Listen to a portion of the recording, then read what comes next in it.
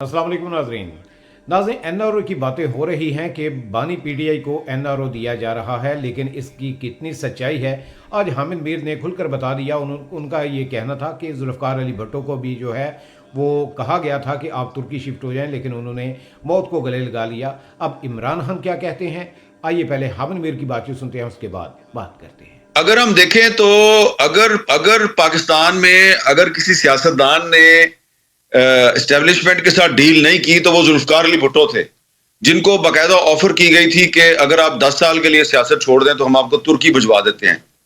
तो लेकिन उन्होंने कहा था कि मैं तारीख के हाथों मरने की बजाय के हाथों मरने को तरजीह दूंगा, और फिर उन्होंने फांसी का जो फैसला है उसके खिलाफ कोई अपील वगैरह भी नहीं की।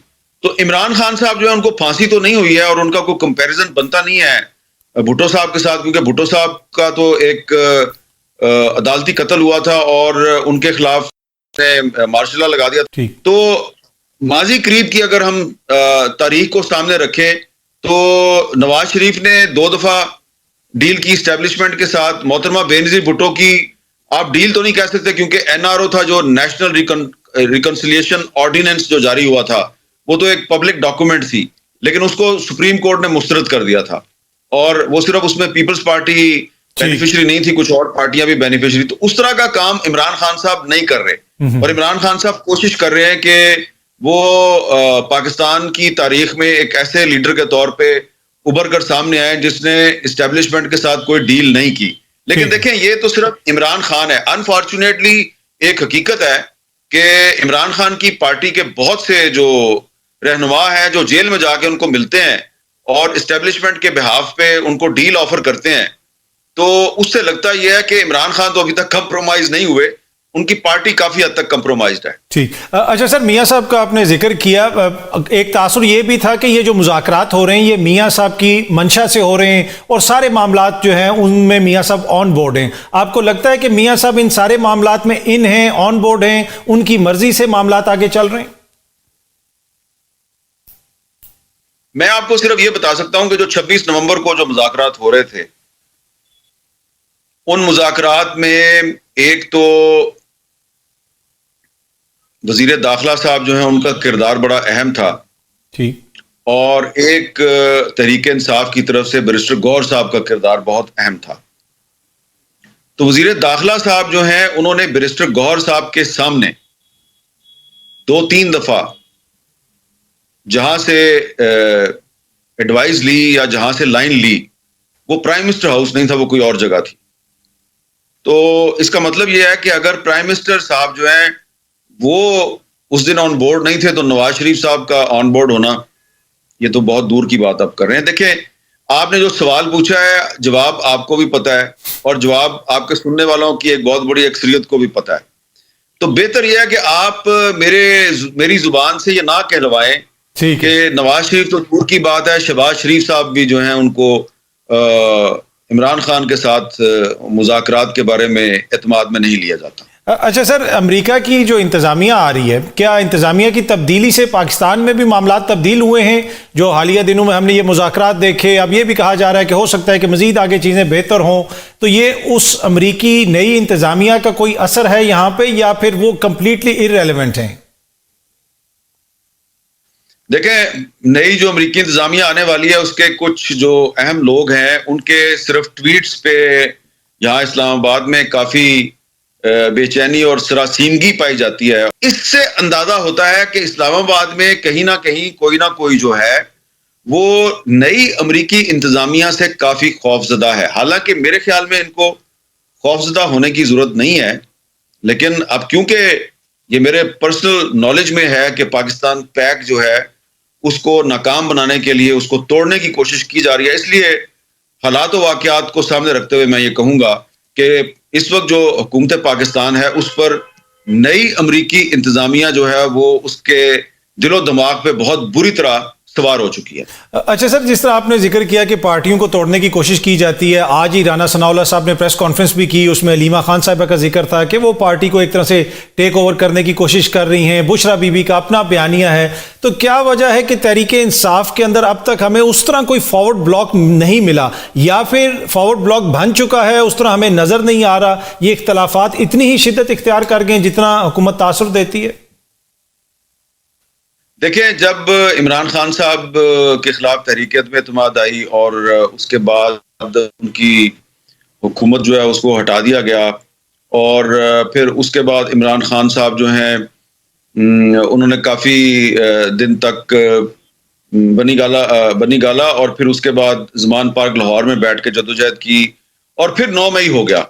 तो उसके बाद आप देखें, तहरीक इंसाफ के बहुत से लीडर जो हमसे प्रेस कॉन्फ्रेंस करवाई गई, उन्होंने पार्टी छोड़ दी। बहुत बड़े बड़े जुगादरी लीडर, तो उन्होंने पार्टी भी छोड़ी और इस्तेकाम पाकिस्तान पार्टी बनाई गई। तो ये क्या है?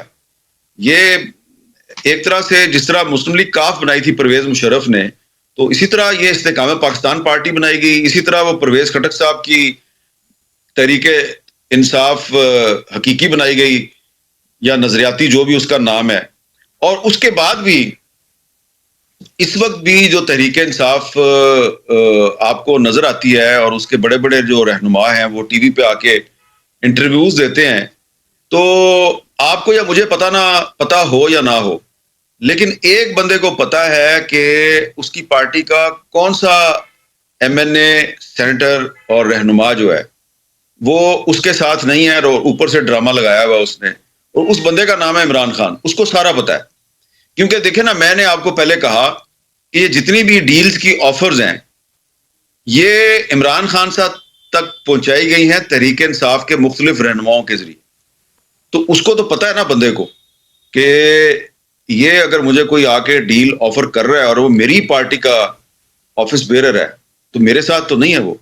तो इसका मतलब क्या है? इसका मतलब ये है कि इस वक्त जो तहरीक इंसाफ है, जिसके जो रहनुमा अभी गिरफ्तार नहीं है, उनकी एक बहुत बड़ी तादाद, साइजेबल नंबर, वो कंप्रोमाइज्ड है, और वो एक तरह से फॉरवर्ड ब्लॉक है, लेकिन वो अनाउंस नहीं कर रहे, क्योंकि उनको पता है कि अगर हमने अनाउंस कर दिया तो फिर हम खत्म हो जाएंगे। तो उन्होंने एक तरह का एक ड्रामा लगाया हुआ है कि बज़ाहिर वो इमरान खान के साथ हैं, लेकिन इमरान खान को भी पता है कि ये मेरे साथ नहीं है। ठीक। अच्छा सर, पार्लिमानी सियासत तब्दीली देख रहे हैं, बिलावल साहब भी पिछले दिनों काफी मुतहरिक रहे, पीपल्स पार्टी के गिले शिकवे भी सामने आ रहे हैं। या आपको लगता है कि यही हुकूमत इसी तरह चलती रहेगी, पीपल्स पार्टी इनके साथ ही रहेगी, कोई बड़ा इतना इख्तलाफ नहीं है कि इनको वो छोड़ दें?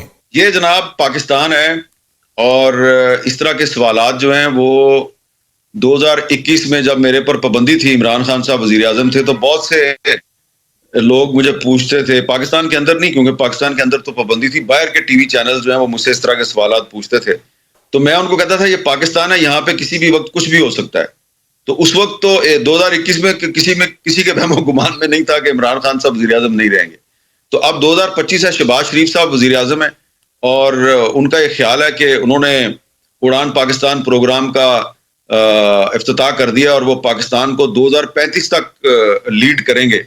लेकिन ये पाकिस्तान है, यहाँ पे तो अगले महीने की किसी को खबर नहीं। ठीक, तो मैं क्या कह सकता हूँ। अच्छा सर, आखिर में जरा बताइएगा कि क्या इमरान खान साहब के और इदारों के ताल्लुकात बेहतर हो सकते हैं? इमरान खान साहब के और इदारों के ताल्लुकात बेहतर हो सकते हैं, ये बिल्कुल हो सकते हैं, डिपेंड करता है इमरान खान साहब पे। इमरान खान साहब अगर उनकी कुछ बातें मान लें और कुछ अपनी मनवा लें तो ताल्लुकात ठीक हो सकते हैं। लेकिन फिलहाल जो भी इमरान खान साहब को मिल के आ रहा है, पिछले 2-3 दिन की बात ही कर लेना आप, जो भी उनको मिल के आ रहा है वो यही कह रहा है, भाई इमरान खान साहब तो बाहर आने के मूड में नहीं है, कोई डील करने के मूड में नहीं है, कोई एनआरओ लेने के मूड में नहीं है, ना ही किसी को एनआरओ देने के मूड में है, बल्कि वो बिल्कुल डिटरमिन्ड है कि मैंने फिलहाल अंदर ही रहना है, मैंने कोई डील नहीं करनी। तो अगर उनका ये ख्याल है कि मैंने डील नहीं करनी, तो इसका मतलब यह है कि उन्होंने कोई कैलकुलेशन की हुई है, और उनकी कैलकुलेशन जो है उसके जो खदोखाल हैं वो आपको फरवरी 2025 में नजर आएंगे। तो ये तो नाजरीन, आपने हमन मीर साहब की बातचीत सुनी, तो उनका ये कहना था कि एनआरओ की ऑफर जो है वो जुल्फ़कार अली भुट्टो साहब को भी की गई थी, और उनको कहा गया था कि आप तुर्की शिफ्ट हो जाएं, लेकिन उन्होंने जनाब NRO एक्सेप्ट नहीं किया और मौत को गले लगाना कबूल किया। उनका ये कहना था कि अगर मैं NRO ले लेता तो मेरी पार्टी बर्बाद हो जाती और मेरी इज्जत भी खराब होती, इसलिए उन्होंने NRO नहीं लिया। और यही कुछ इमरान खान के साथ भी है। खैर उनको तो जनाब फांसी की सज़ा थी, लेकिन इमरान खान को तो सिर्फ सज़ा हुई है। लेकिन इमरान खान साहब जो हैं इस बारे में बिल्कुल भी बात करना गवारा नहीं करते कि वो किसी तरह सा कोई NRO ले लें, बल्कि वो जेल में रहना ही पसंद करेंगे। और उनका ये कहना है कि मैं अगर बाहर आऊँ तो इज़्ज़त के साथ बाहर आऊँ, ना कि जो है वो कोई NRO लेकर या किसी की सिफारिश पर मैं बाहर आऊँ। तो ये थे जनाब हामिद मीर साहब, इजाज़त दीजिए, अल्लाह हाफिज़।